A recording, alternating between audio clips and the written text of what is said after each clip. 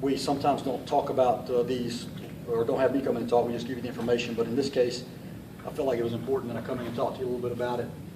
Officer Jones was hired by this agency in February of 2004. In March of 2006, she had a crash involving a DUI. It was investigated by FHP. She pled guilty to that. I don't know what her criminal sanctions were, but our administrative case, she got a 20-day suspension and had to go to some treatment, which she did. In December of 2011, there was a citizen that called in that he was following a police car that was driving recklessly. He got some videotape of it, like on his iPhone. And when police got there, they looked at that videotape and felt like there was enough there that would have led them to do a stop to at least investigate and see if there might be a DUI. So at this time, Officer Jones had made it home and was in a neighbor's house. I won't go into a lot of detail, but they got her out of the house. We made her do an administrative blow, and she did blow over the limit. And we charged her that time administratively, not criminally, because we didn't see her driving, and she'd already made it home, and she claimed she was drinking after she got home and all those things.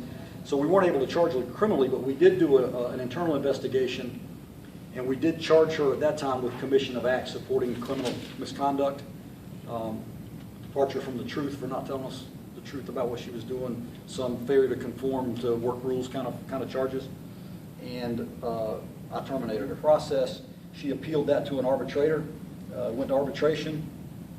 At the arbitration, apparently I didn't do a good enough job convincing the arbitrator of the facts of that case.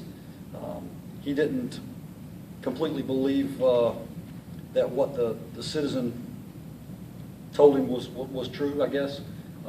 The video that he had was fairly limited, and it didn't capture everything that happened. So the arbitrator ruled that we had overcharged her. He threw out the charges of the commission of acts supporting criminal misconduct and also the departure from the truth, which were the termination offenses that we had. He let stand some code of conduct kind of things like careless driving and some things, and gave a 60-day suspension.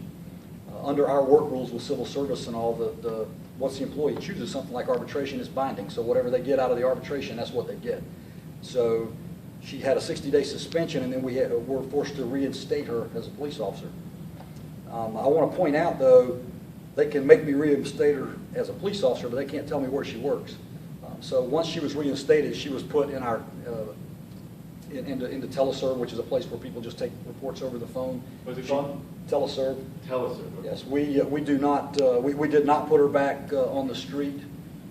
She was not wearing a uniform. She did not have a police car, and I can tell you without a whole lot of hesitation that for the next 2 years, 1 month, and about 20 days, or however long I got left to work here, that's where she would have been. Unfortunately, last night there was an incident out in the Atlantic and Hodges area where she struck, it looks like about 4 or 5 cars, some in the parking lot, some on the road, and that's under investigation. And I really can't talk about active internal investigations, but I believe I certainly can tell you that if the charges in this case are proven out that this is what happened, I'm going to terminate her again. For you to go to the lengths to fire her the first time and then to see this happen again, I mean, how disappointing is that when you tried to prevent this from happening? Because obviously that's just such a danger to the public. Well, it is. I'm really thankful that nobody got hurt because there were no injuries last night, except maybe to her.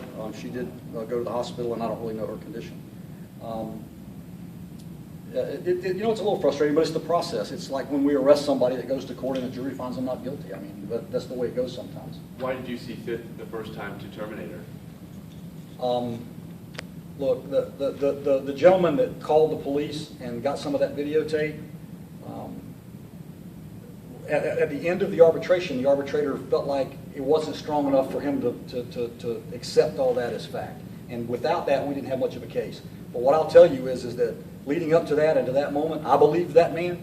And I think today, probably most everybody in town believes that man too. For officers that are found with a DUI for termination, or is there a process, suspension first, or how many times?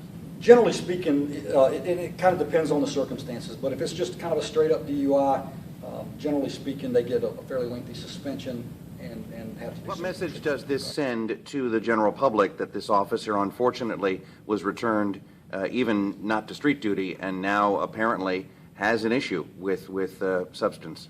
Well, what I'd like to say, what I'd like for the message to be is that, you know, part of my job as the undersheriff is to police the police. And we did that. We've done that several times. And in the last instance, we terminated her, and she was brought back through that process. Look, it wasn't the strongest of cases. By the time the police got to the house where she had been inside for quite some time, and her claim was that she drank inside after the fact. So though she blew over the limit that day, she had some time inside that house after she was driving her car, and she claims that that's what she was doing. I didn't believe her then. I don't believe her now.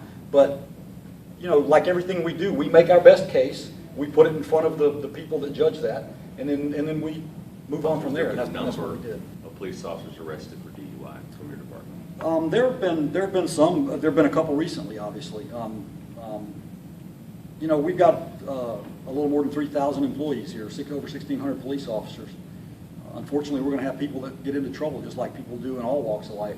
But what I can tell you is that we take it very seriously here. We don't hide from it.